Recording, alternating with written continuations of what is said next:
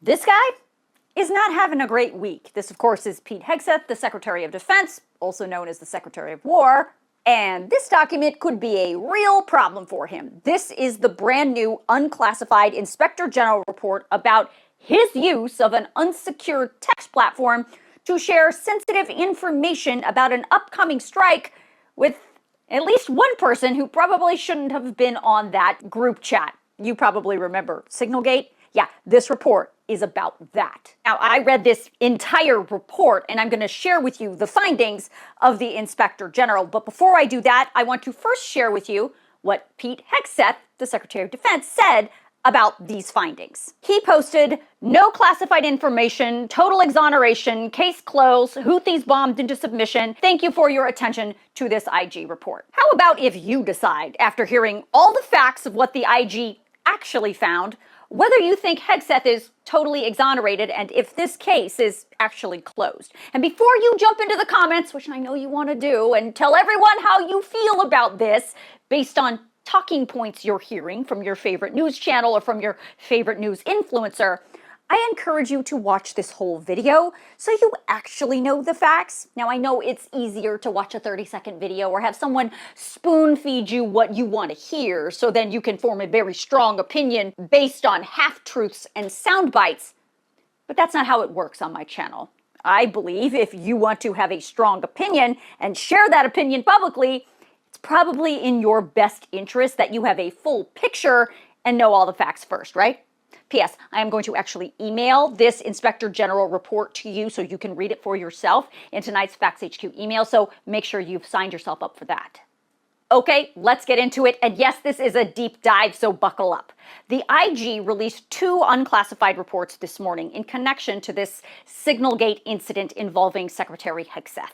One was about Hegseth's use of Signal to share this information, and the other evaluates the Department of Defense's policy related to how and when Defense Department personnel is allowed and not allowed to use messaging systems that are not controlled by the US government. So in this video, I want to focus on the 84-page report about Hegseth's actions.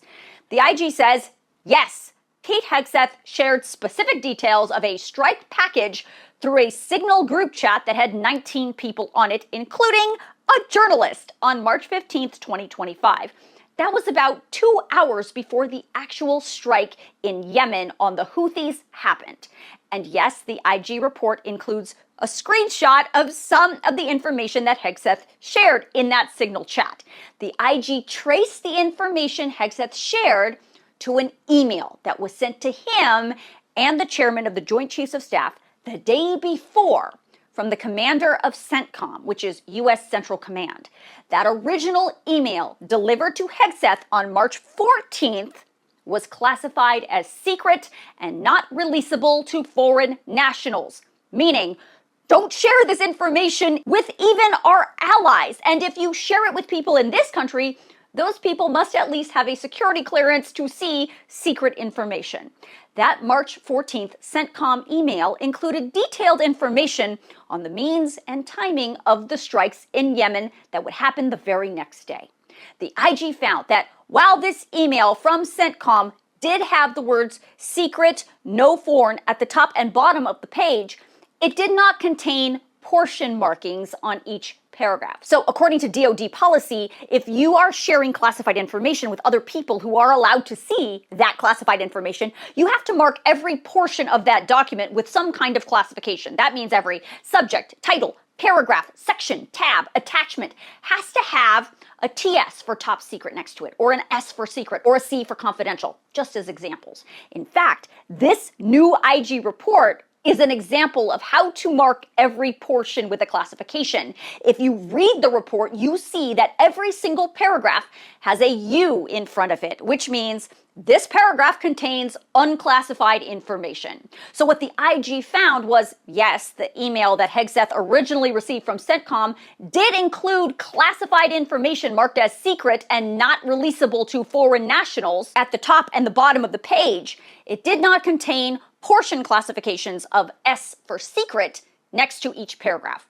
But regardless, one of the key lines in this report is right on the first page, and it says, Based on our review, we concluded that some information the secretary sent from his personal cell phone on Signal on March 15, 2025, matched the operational information U.S. CENTCOM sent and classified as secret, no foreign. That doesn't mean everything Hegseth shared on Signal was classified, but the IG report says some most definitely was.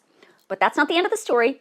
The IG also says the Secretary of Defense has original classification authority, which means Hegseth, as the Secretary of Defense, can look at a piece of classified information and decide whether he thinks that information has to stay classified or if he thinks it can be released publicly.